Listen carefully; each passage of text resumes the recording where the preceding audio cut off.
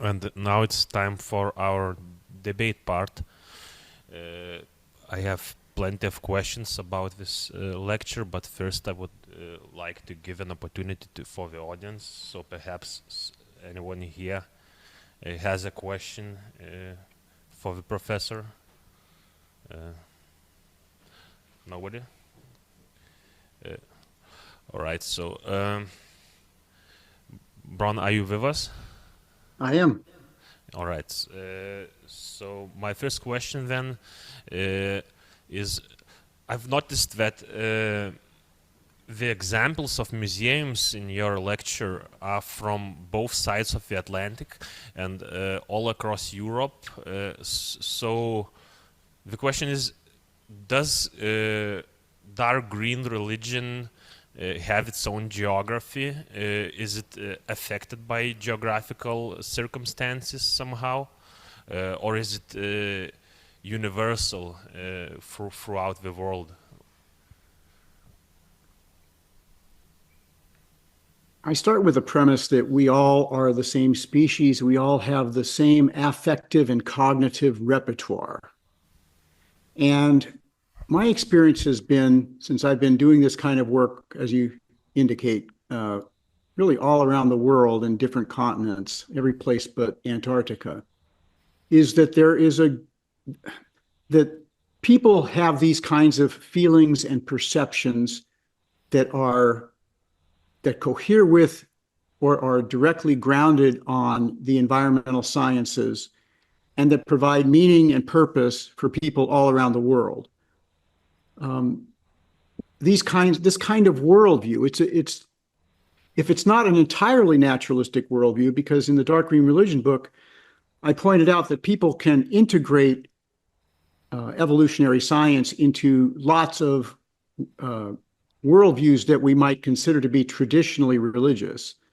But many of these worldviews are entirely naturalistic. The people involved in them don't believe in immaterial divine beings or spirits or forces. But humans are meaning-seeking creatures. We're trying to figure out what, if anything, the universe means. What, if anything, is our purpose here? And for people who have left behind or become skeptical about the kind of world's religious patrimony and how it explains the origins of existence and what happens to us after we die, the quest for meaning still remains. And increasingly, people who have that kind of scientific understanding, they are gravitating toward purpose and meaning systems that have many of the attributes that I have articulated are in this dark green complex. Whether we call this dark green religion, using the R word is a matter of indifference to me. But I use the word because I'm convinced that along with many of those who find helpful the family resemblance approach to looking at worldviews, there are many dimensions to these entirely naturalistic worldviews that are religion resembling, even the kind of efforts to get people into meditative spaces, to get them to recognize there are what I call technologies of the sacred, or there are means to deepen one's connection to nature and one's appreciation for it, one's sense of belonging to it, one's felt kinship with non-human organisms, and indeed a kind of value system that involves trying to protect the diversity of life on Earth. So I think from a fairly small basis, since Darwin advanced his theory of evolution, and I say small basis because before then, really the majority of the world's people, a strong majority, were involved in the so-called world religions or in indigenous religious traditions, which are usually not classified as so-called world religions, although they are indeed global. But since Darwin, from a very small basis, increasingly there are people who find implausible those worldviews and are gravitating toward this dark green complex.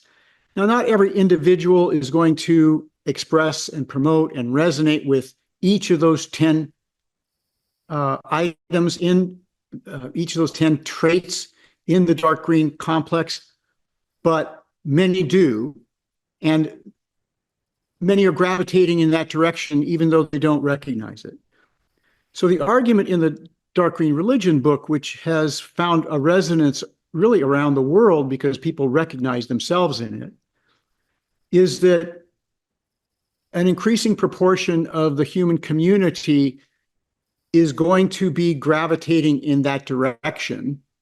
And what I've tried to do with the book, and now with this book I'm working on museums and aquariums, and what I'm trying to do is give people lenses to see what is a very powerful and emerging worldview that is indeed global. Is this dark green religion compatible with other religions? Can a person be a devotee of both, like dark green religion and traditional religion of some sort? Yes, and indeed, if we look at those 10 traits that I've identified that are kind of the core complex of the dark green worldview, we find a significant but small proportion of people involved in the so-called world religions who are incorporating those ideas into their worldviews. So there are limits, however, to the extent to which that's possible. For people in, say, one of the world religions to do that, they can't be particularly conservative in their religious epistemology. The great anthropologist Roy Rappaport once said that the reason that indigenous societies are better able to adapt to changing conditions is that they are oral traditions. And so when you don't write down your ultimate sacred postulates and thus reify them and make them kind of inviolable for all time, when you don't do that, you have more flexibility to change and adapt. So if we look at conservative religionists and religious fundamentalists, they take very literally their sacred texts. And so if those sacred texts are incompatible with an evolutionary and ecological worldview, then they have to block and not accept those aspects which are so central to a dark green religious or spiritual or secular naturalistic worldview. So there are limits. And part of the problem when people are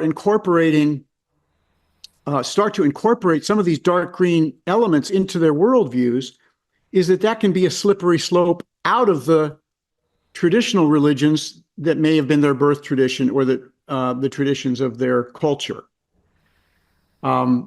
The further down that road you go, the less plausible you find the metaphysical truth claims of the world's predominant religions, reincarnation, for example, or the idea that after death, you go to some other extra-worldly place, either a paradise or a place of torment.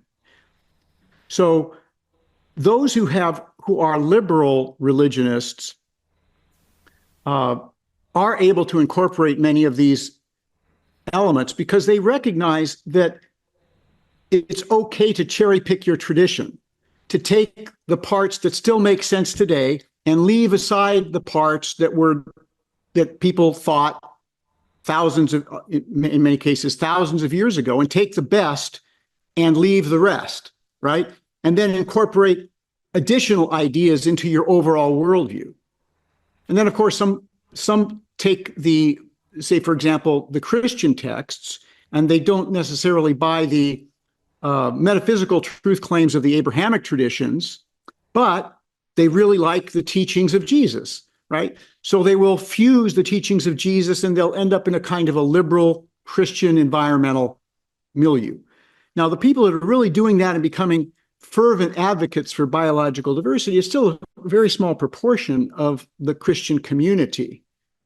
And as I said, for some, the further down that road to an ecological and evolutionary worldview they go, the less important they find the traditions that they originally were embracing. Yeah, thank you. Eglute Trinkauskaite, who's also a viewer online, has a question for you. So, Eglute, floor is yours. Hi, Bron. Nice to see you here on Zoom. Last time I saw I was in San Diego at some Mexican restaurant. Oh, yes. Nice to see you again. Yeah. Thank you for your very rich presentation on the museums. Now I want to go to all those museums, and it's incredibly inspiring for me visually because I teach at the art college, and especially tomorrow I start my new seminar on being human. So you gave me some really nice ideas. I'm going to explore the website. I love teaching with the homology, but at the same time, also, it's so I get the sense of sadness by looking at all this documentation, how museums become almost like graveyards or witnesses to the great extinction. And there's this profound sense of loss that humans did not manage to maintain the connection to other than human world. We managed to excel in technology, to be very good at creating technologies and using them to document our own destruction, right? And there is a profound loss in that. And I wonder how could possibly, I don't know, museums play a better role or more functional role in facilitating a more practical function for humans, not just witnessing the destruction of the planet, right, and the loss. Yeah.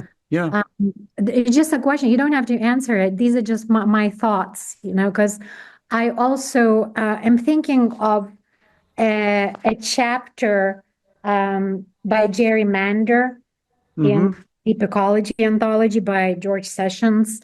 It's titled Leaving the Earth, Space Colonies, Disney and Epcot, and it's from his broader body of work, right? And it opens up in a kind of a similar note. Jerry, I feel like things are really closing in. There doesn't seem to be any escape now, nowhere that's not being made over. Speaking to me was the artist Elizabeth Garsonen. She continued, quote, I can really identify with the young people today, how trapped they must feel. The natural world is almost gone, and it's being replaced by this awful, hard-edged commercial creation with techno-humans running it. They're already in Antarctica. They're already in all the jungles. They're tagging all the animals. Their satellites are photographing everything. They know what's in the ground and what's on the land. Soon they will be on Venus and Mars, and they're inside human cells. Where is there left for the mind to flee? They have even invaded the subjective spaces, the fantasy world. As an artist, I feel as if the sources of creation are being wiped out and paved over. It makes the only viable art protest art, but I hate that. It means they already have us confined. We can only react to them.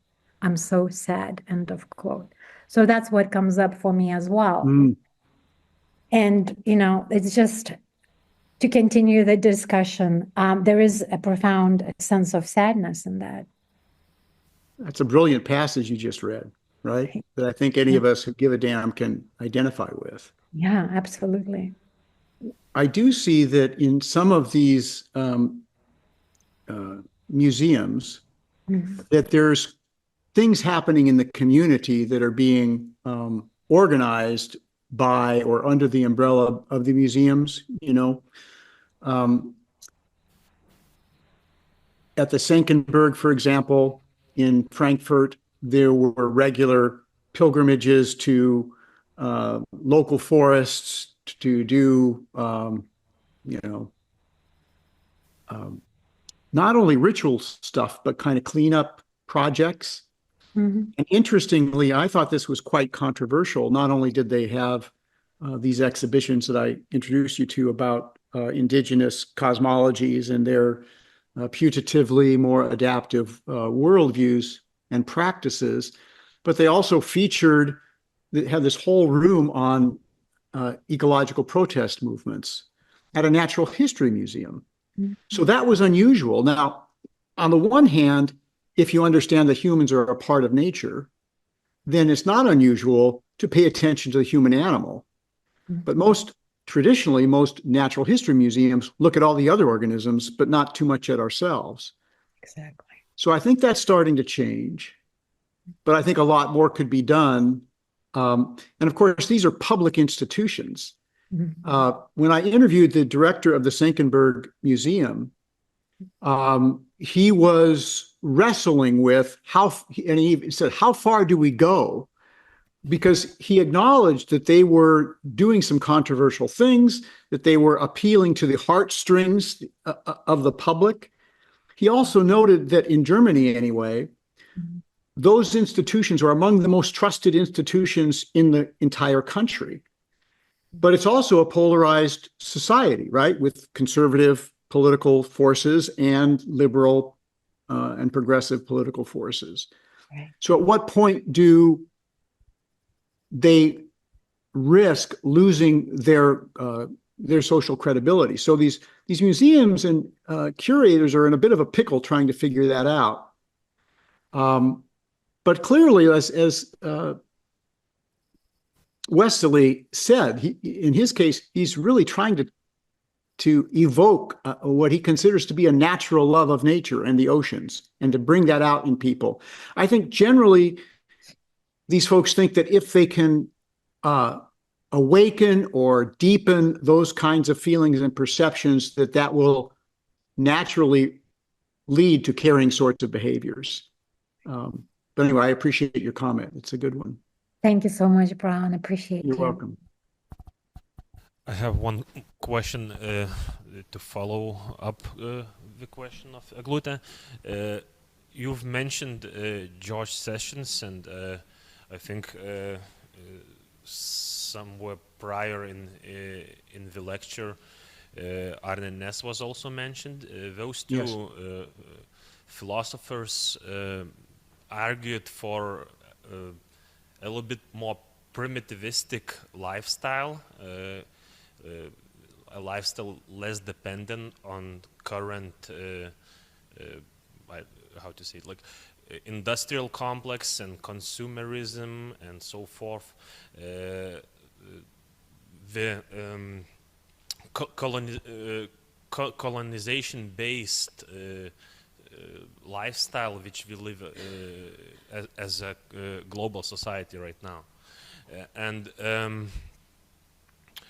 museums, for a long part of our history, were a big part of this colonization. Like British Museum is often criticized for harboring sculptures and pieces of art from all out, around the world. So, do you foresee a possibility for museums to change accordingly to deep ecology movement, or I don't know,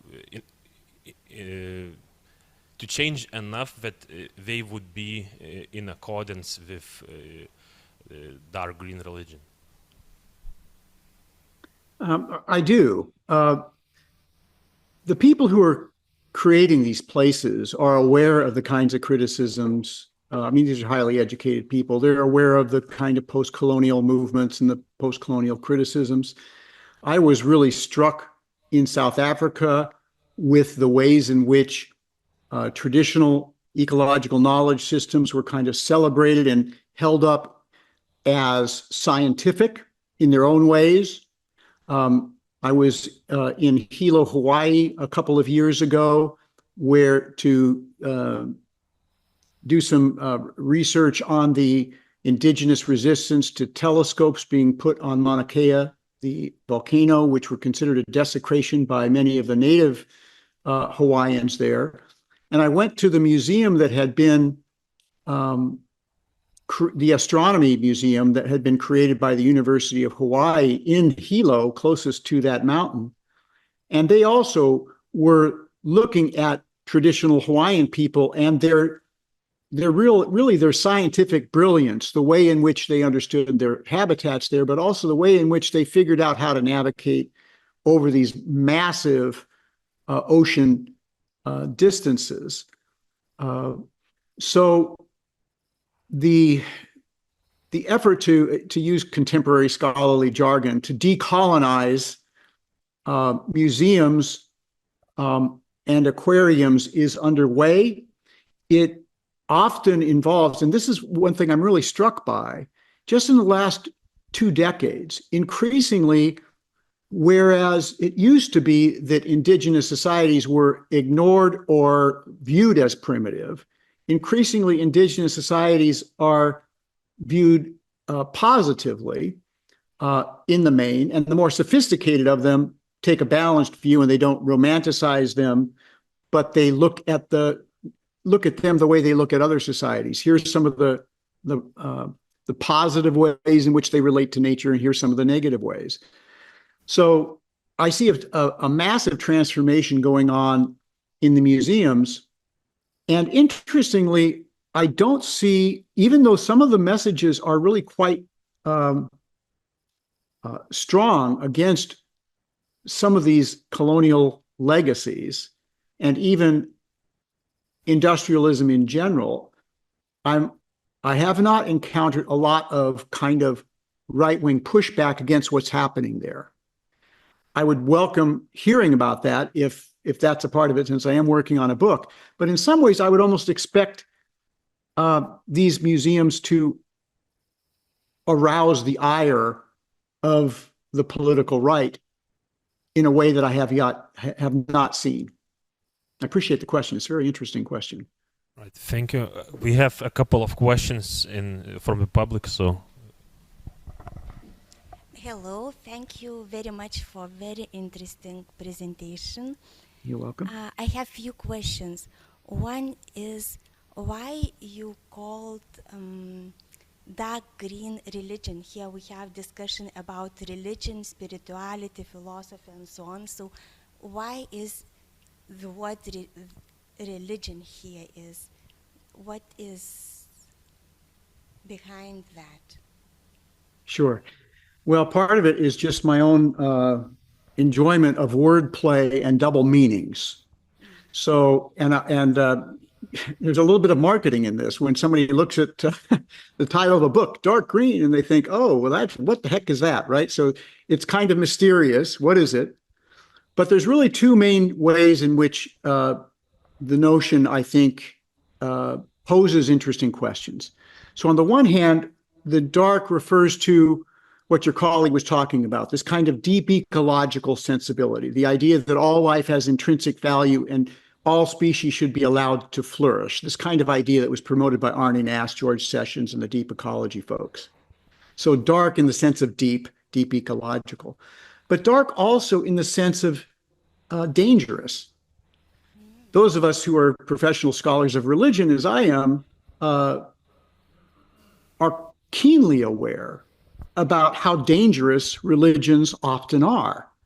Religions often tend to divide people into different sorts of categories as kind of superhuman, holy people, regular folks, and subhuman people, or deluded and dangerous people who must be either converted or suppressed.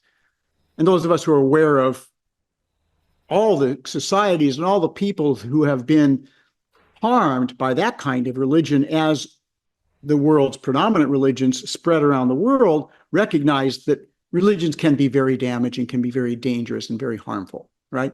So those 2 things. Part of the point there is, if one finds this emergence of these kinds of dark green worldviews to be generally positive, for them to be positive, one needs to be alert for the shadow side. One needs to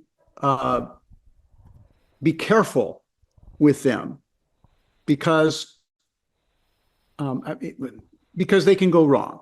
So one of the criticisms of ethical holism in general and ecological holism as kind of ethical systems is that by focusing on the whole, the rights of the individual can be harmed or left behind. Anyone with a kind of philosophical ethical background will recognize this.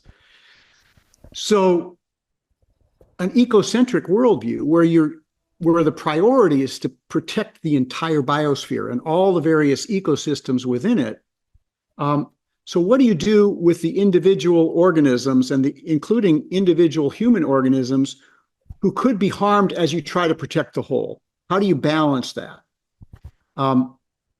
That can lead to all sorts of moral conundrums that we shouldn't just kind of sweep under the rug. We should be very alert to those. So that's part of what I was trying to get at in more detail in the Dark Green Religion book. Very astute observation, though. I appreciate you raising it. Right, thank you. And maybe Vykintas. Can you tell us, share some thoughts about what impact on dark green religion and modern spirituality has Maria Gimbutas, her hypothesis on old Europe and Earth as a goddess, a great goddess? How do you can tell us? Yeah, well, I think it depends on. You can get a little bit of a sense from this short lecture today that there's a lot of diversity that kind of fits maybe awkwardly under the dark green categorizations, right? I mean, you have everything from completely naturalistic scientists to people who are avowed pagans to people involved in the feminist spirituality movement as inspired by Gimbutas, right? I don't know exactly how to put a number on in an answer to your interesting question, but clearly Gimbutas has had an influence within kind of pagan and New Age spiritual subcultures. And those folks, many of those folks, have affinity and resonate with certain aspects and many aspects of the dark green complex. So we also see that kind of like dark green religion in the broader horizon of it, that pagan spiritualities, including in the Baltic states where people are revitalizing religious traditions or trying to, that were kind of suppressed under the hegemony of Christianity in those states, are finding inspiration in precisely that kind of book. You might have noticed in that very brief exhibition in Bergen, Norway, that Gimbutas' book was among those featured, and there was artwork inspired by her. And that particular exhibition was really focused on spiritual resistance to ecological destruction. So I know from my early work on radical environmentalism in North America and elsewhere that Gimbutas was one of the people who had been influential on both women and men in those movements. And again, I'm not sure what proportion to put on that, but I believe it is significant within what is a kind of a small subculture. Thank you for your answer, and I'm sorry, but our time is up, so it's time for us to wrap up. Thank you for your time, Bron, for joining us here this evening and today. Well, it is my privilege, and I love being out in the world and learning from people all over, and I'm easy to find.